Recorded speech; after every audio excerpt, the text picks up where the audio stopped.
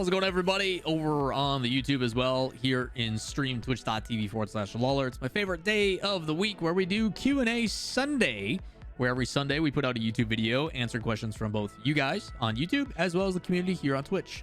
If you guys haven't been to these before and you don't know how these work, we answer questions in alternating fashion. We take one from the comments that are the highest rated. So if you guys would like to make some of these videos, all you got to do is leave a comment on this video, like ones that you see, and then they go to the top, and those are the ones we pick from. Or you can skip the queue, come over to the stream, and we go from there.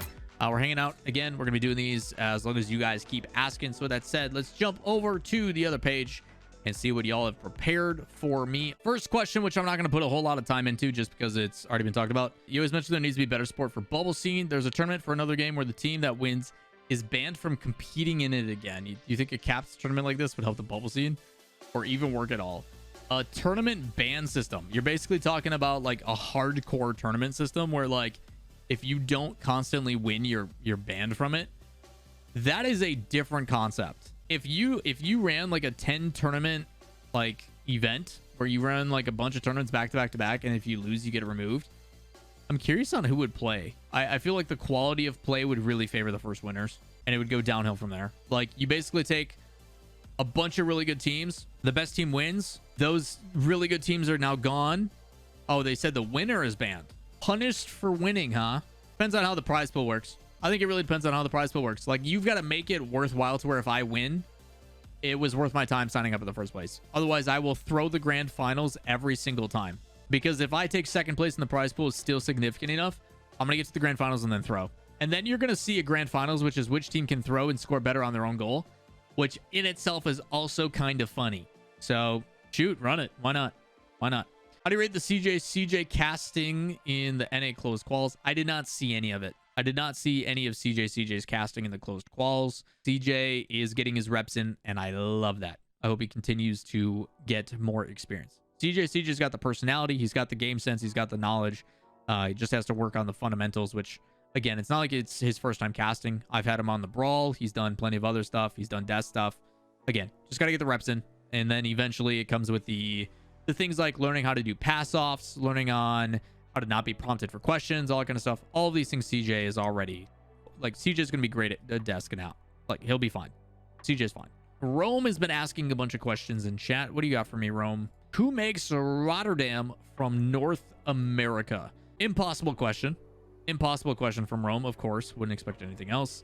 Let's take a look at the rankings so far, I guess. I've done a way too soon predictions, and I don't think much of it has changed in my opinion, but Phase G2 Space Station, I think, are for sure. With Genji being second place, their chances of going, I think you need roughly, give or take, I think you need roughly 22, 23 points. I think it's like 21 to 23 points to like secure a spot at the major. They already have 12. Based upon results in the Fall Cup, a top 2 and then a top 8, and a top 8 is pretty much good to go. They have 16. They technically only have 12. They get automatic points for qualifying for the Cup and the Invitational. Because they took second, they get 12 points. Again, another second place finish, 2 second place finishes, and they bottom out, they're still going to make it, right? But you're looking at, for their perspective, if they can get another, as long as they don't finish 1 and 3 in Swiss, they're fine. So I think Genji is going to be in there. It sounds like a gimme answer. The hardest part of this is who's the 5th team. That's basically what you're having a conversation around. I think there is essentially 5 teams in the running. You got Furia, Optic, Shopify, V1, Complexity. I think out of those, your best chance are Furia, V1, and Complexity, actually, if CRR does the thing. If I had to, like, again, my bias wants to say V1. I don't think V1 is ever going to perform as terribly as they did last week again. Knock on wood. We'll have to wait and see. Imagine being a Shopify Rebellion commentator and being biased towards your team because of 1 week of results. Couldn't be me. His name's Roman Chat. Put him on blast. Recency bias, son of a... I think there was arguably 5 or 6 teams in the running, and it'll be fun to see how things play out. They got me merch, therefore they have bought and paid for his endorsement. Who knew he would sell himself so short? Jokes aside, Rome, I think it's going to be a good battle. I don't know who's going to take that 5th spot. I think it's tough. Maybe NRG surprises some. Who knows? Who knows? But yeah, I don't know, man. I honestly don't know. I think Thor pretty shirt up, but we'll have to wait and see how things play out. Question: I may be missing something, but shouldn't the Fall Major be in NA? Does this mean that the Fall Major is in EU again? Worlds will be in NA? No.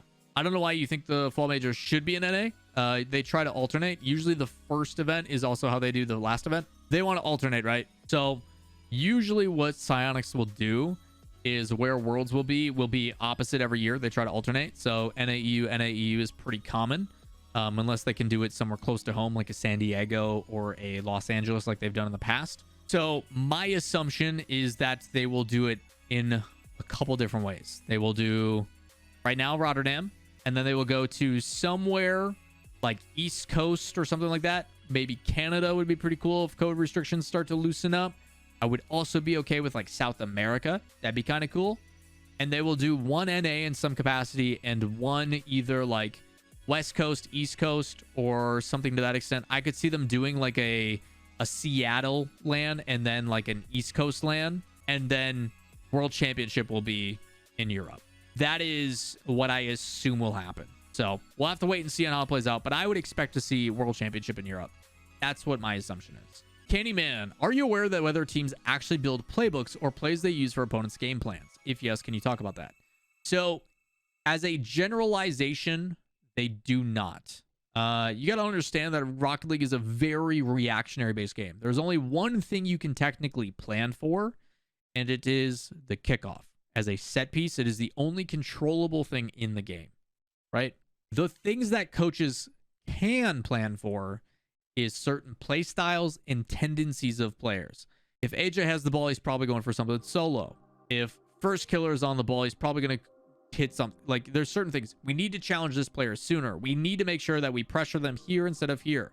We need to focus on demoing them because when they break down a rotation, they screw up. We need to deny their boost and put a really heavy emphasis on boost because they require a ton of boost to be able to do the mechanics that they like. There's certain things that counteract play styles about, hey, if we're on defense, just immediately clear it. Just boom it back downfield and then apply pressure. Or boom it and then wait at midfield, wait for their first touch, then go for it. Hey, instead of booming it, trap the ball on defense, then bring it down.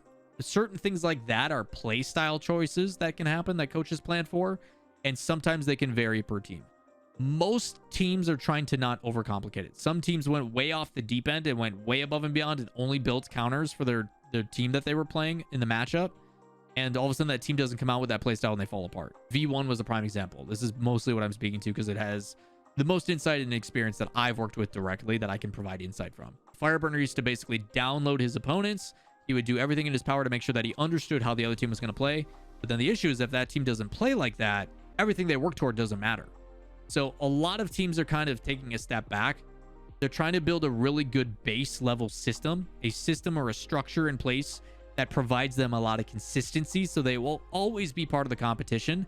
And then the coaches will do their analysis and breakdown and say, hey, this is the game plan that I would have brought initially. Let's make some micro adjustments.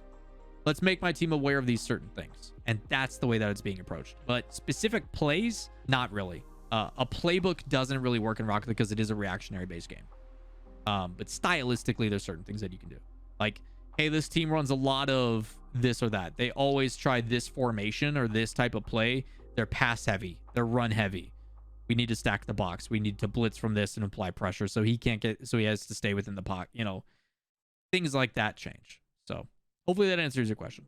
Do you think we'll ever see a pro who started playing in the free-to-play era? Yes. If yes, when? Hopefully not anytime soon. Am old. Don't want it to happen. Jokes aside, I have no idea. Everybody improves at their own rate. Everybody does their own things. Everybody has certain things that they excel at faster than others. And I honestly believe you will every once in a while see kind of one of those like prodigy type players that is just like, when did you start playing? Oh, wow. Okay. You look at like Joyo. I think there's a photo out there that I've mentioned of like Joyo, Chrome, and the like Evil Geniuses people. It's crazy to see Joyo at a young age at a LAN. I think it's at Vegas with Corrupted G, who's the coach of Rogue, Chrome, who's the coach of Space Station, and God, who is the third? Classics, who's now playing poker. And now he's on Moist, one of the top teams in the world. Pretty crazy.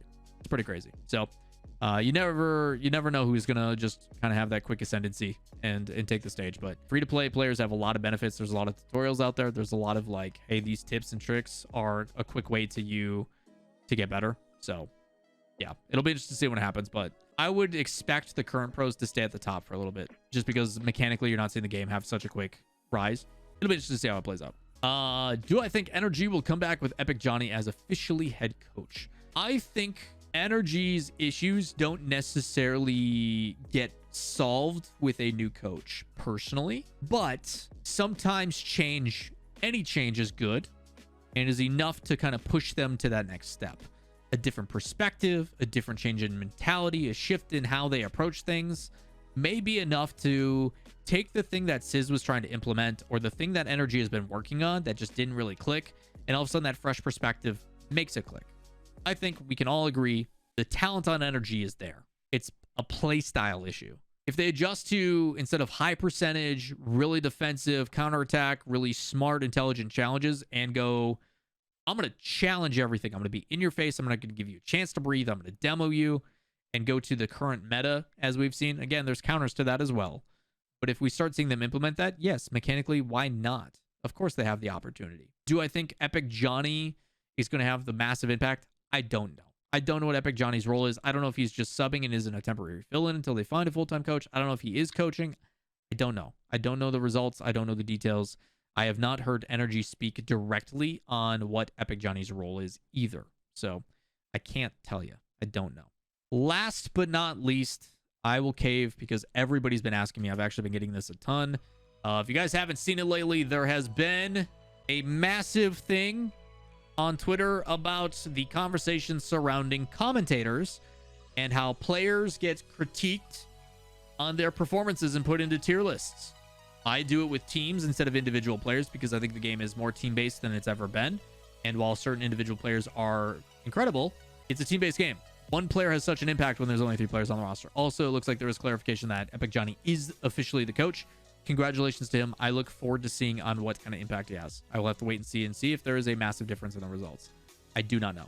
But the thing I am alluding to is, will I ever do a caster tier list? Obviously, as a caster myself, someone who's also worked in the RLCS and things of that nature, I have a hard time subjectively rating people I consider very close friends, people I care deeply about. And while I have my own personal opinions about what is good and bad, and while I could probably point out specific things that I think fundamentally are good or bad, I just think it's kind of rude to do that to people that I work with that I consider close friends. I just don't think I'm a good person to do that for a caster tier list, which is unfortunate because I think people would love to hear my opinion more than just your everyday run-of-the-mill or a pro who has never casted before or whatever. Not to discredit.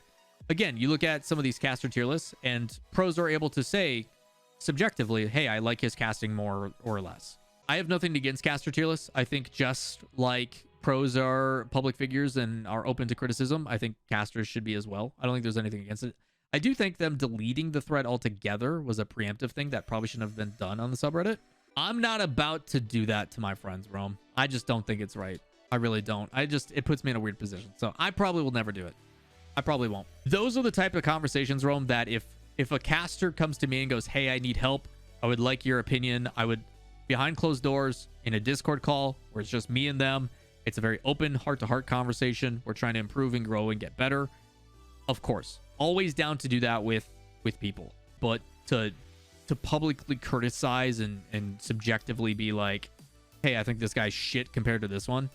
I'm gonna put it out there for everybody to know. You're not supposed to like every broadcast talent on the RLCS. There is a purpose to have different styles and different takes and approaches to a broadcast because not everybody likes the same thing. And it is there to accommodate multiple different facets of the broadcast. It is there for entertainment. And there are some casters that you may not like. There are some casters that you really do enjoy. And that is why they have multiple different pairings and styles and so on and so forth. That's just the way it is. That's the point. So yeah, probably never going to do that. Just not my thing. That is going to do it for today's video. Q&A Sunday wrapped up again. I have no idea what I'm going to title this video. We'll figure it out. Either way, twitch.tv/Lawler. Come hang out with us. Come ask questions. I got to go back and after this video is over, answer a bunch more that I missed. But I appreciate you. If you guys like these, continue to leave questions, comments, concerns down below. Like, subscribe. You know how it goes. And we'll see you in the next video. Q&A Sunday next week. We'll see you then. Peace.